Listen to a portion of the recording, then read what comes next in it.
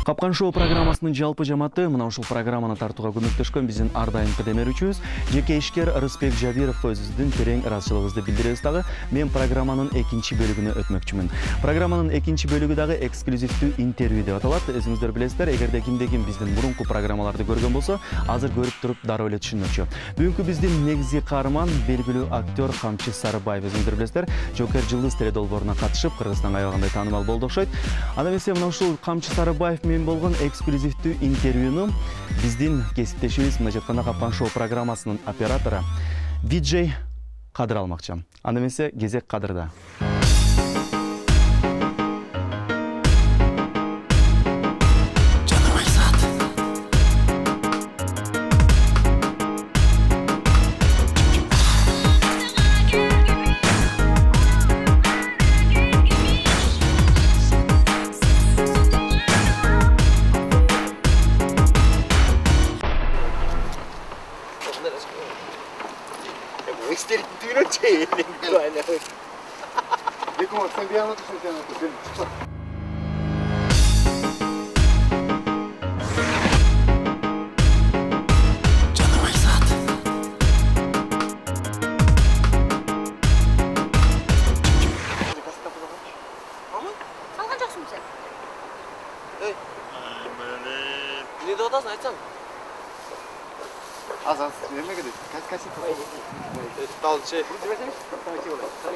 Çantam böyle jölö жүрдүк айтсаң эми. Камчы, кайра баштан кылып болчу. Талчы. Сен не, сен өзүң. Hadi boldu. Бетиң барбы, элестете, кассет өзүң бактап жүрөсүң, айтам. Нормально не болчу. Жөнөйт. Сөмкам бүтүрөм чага. Болду. Кассет салман сен операторсың бе? Камчы өтөсөң. Болду, жоклама. Давай, колуң келе. Урматтуу телекөрүүчүлөр, өзүңүздөргө белгилүү болгондой, Капкан шоу программасынын өткөн чыгарылыштарында көрсөтүлгөн Эркин Эгембердиев, Фарида Карбозоваларды тамашалагандай эле белгилүү актер Камчы Сарыбаевди да ары-бери чуркатып, тургузуп, эстеликке чыгарып, керек жерде кассета салбай тартып салып тамашага салганбыз. Өзүңүздөр көргөндөй, Камчыны тамашага салуу үчүн биздин оператор алып баруучуларыбыз калп эле урушуп, чабышып, керек болсо сөгүшүп да кетишти. Биздин тамашага ишенген Камчы актер Ала Тоо маалымат программасына маек берип жатам деп кыялданып, кыйла аракет жасап баарын кылат. Анда эмесе көлөмү тоодой актердун тоодой эмоциясын чогуу байкайлы. Команда бөлүнчү эмеспиз, эми мушташчыбыз. Улуу кичүү муун деп мушташчыбыз. Ошо улуу кичүү муун деп мушташчыбыз. Мектепте окуп жүргөндө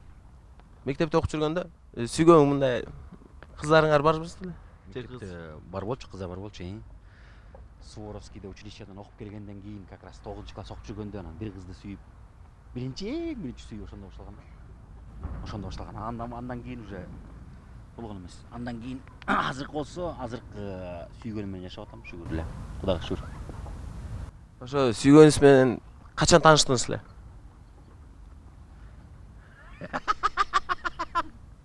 Айрек турай.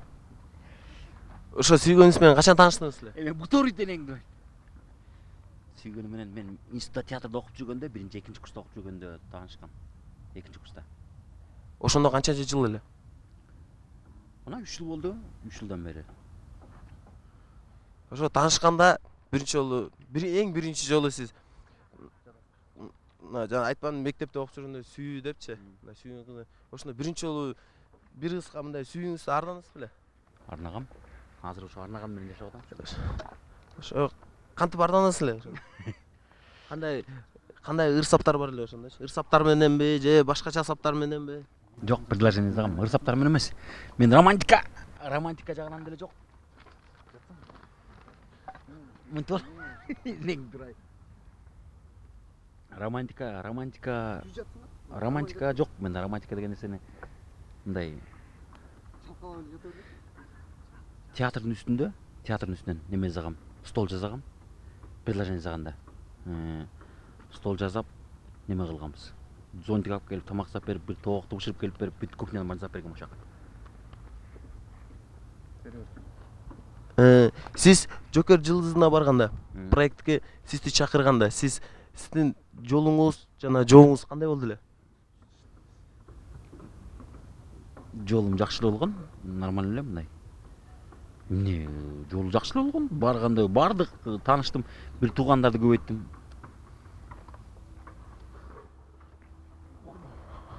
Ошондо Жокер жылдызына барганда сиз канча килограммга арттадыңыз? Же семирдиңиз? 8 килограмм. Андай емес. Жатпайсың мындай, башыңды қойып ал. Мен астынан тартамын. Астынан тартамын.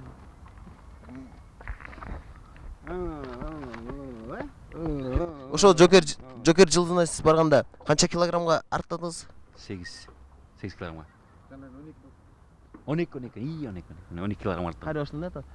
Сиз Жокер жылдызына барганда канча килограммга арттадыңыз? 12 килограммга. Ошол проект сизге эмнеси менен жакты? Туугандарды көбөйттүм, бир туугандарды көбөйттүм, досторду көбөйттүм, анан көп инелерди күттүм. Ошол. Кандай адамдар менен ошондо тааныштыңыз? Көп эле адамдар менен, дос балдар менен. Мына азыр бизди тартып аткан оператор Талайды сиз качан тааныштыңар эле ошо Талай менен? Ошол Жокер жылдан таашканбыз. Жокер жылдан кантип тааныштыңар эле? Съемка учурунда эле барган күнү как раз. Талай өзү эмнеси менен сизге жагат? Бою узун, үчүндө көңүл кири жок. Анан ак көңүл бала. Мына азыр эле мына съемканы жана башында баштап атканда эле жакшы эметип сөздөрдү, суроолорду бирибизге берип эметип кастингдан салбай калды. Ошого кандай карадыңыз? Настроение өттү, конечно, кечкеле ызылдата берсе жинин кире берет.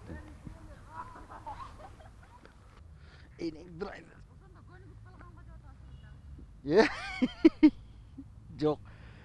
Кыйын болгон аябай эле башына барганда. Андан кийин азыр болсо нормально. Ошол нерседен көп нерсе үйрөнбөдүм. Солдаттардын кандай кыйналганын көрдүм. Эсче мага окшогон эмелер барса кандай арыктайт деп ошондо көрдүм. Үй бүлө тууралуу келинчегим бар, азыр балам бар, ата-атым Барсбек деп койгом.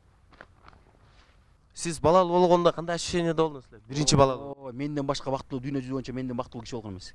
Ошондо сиз роддомго баргандачы, барганда биринчи очередь келинчегиңизге эмне деп кыйкырдыңыз эле? Мен бактылуумун деп кыйкыргам.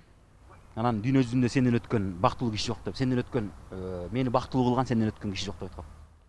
Ошондо сиз кызыбыз беле же сообуз беле? Мен ичкен эмесмин.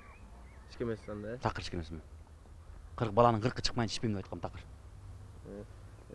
Балаңыздын 40-ы чыкканда эми ичтиңиз беле? Иче элекмин. Жок, эми мына кружкадан пиво ичип аттык, мындай атак мындай көп ичкен жокмун. Сиз эмне максат менен актер болдуңуз да? Эмне максат менен? Актер деген нерсени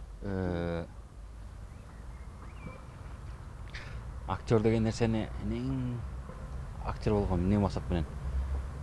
Бар ишил мен Жапар Чабалдаев деген тайкем бар болчу, ошол киши үйрөткөн көп нерсеничи. Ошолдон үйрөнгөм. Анан 8 классымда Кудай урбагандай сүйгөм жана кимди? Чыңгыз Чокморов менен Татуу Турсунбаеваны аябай сүйгөм. Анан ошону сүйүп аябай жакшы көргөм. Ошондон башталды. Мояк бар да азыр, ёлки Талай койчу. Кез, отуруш. Эне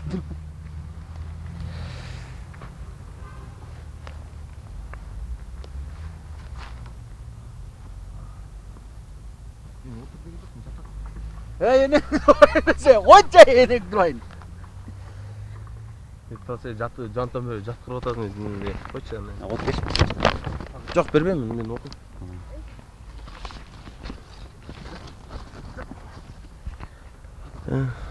Tutmuş mu? Aktör деген ким? Актер деген кыргыздын, элдин лицосу болот. Театрдын лицосу, элдин лицосу. Уттук биринчи каналдын капкачуу программасы.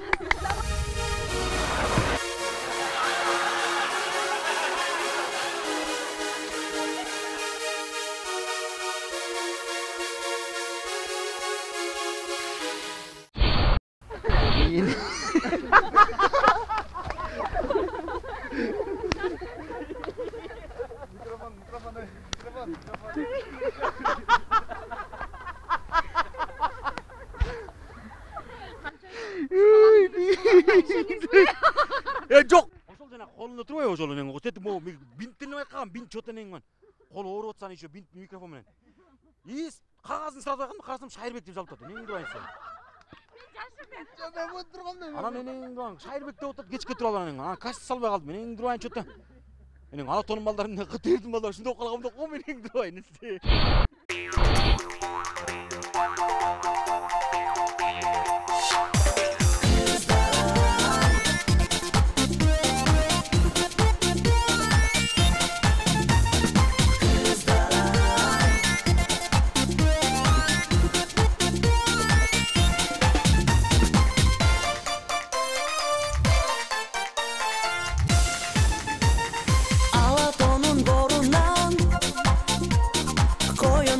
Kızlar ay Al koyungo jet albay Kömül kaytı kızlar ay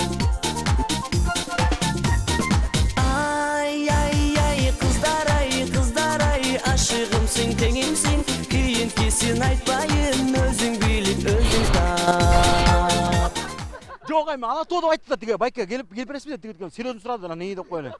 Энең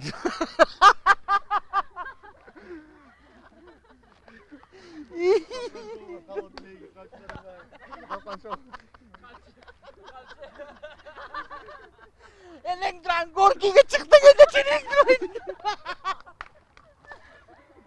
Баламдын кыргыз чыккандан ичемден сөз бергем деп. Азыр ичем.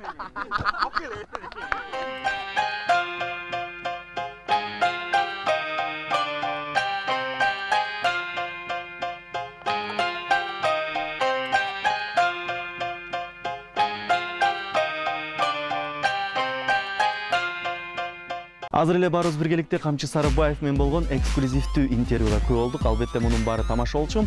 Камчы Сарыбаев толкунданып турганбы же башка себептер барбы? Айтор биздин Капкан шоу программасынын оператору же болбосо профессионал эмес алып баруучунун ролун ойногон Кадырдын кемчиликтерин байкаган жок. Сиздер байкаган чыгарсыздар, колу таңылган, бир аз ооруп калган экен. Аны да Камчыга байкатпастан өзүнүн профессионалдуу журналисттер катары көрсөтүп, Камчыдан сонун интервьюну алып берди.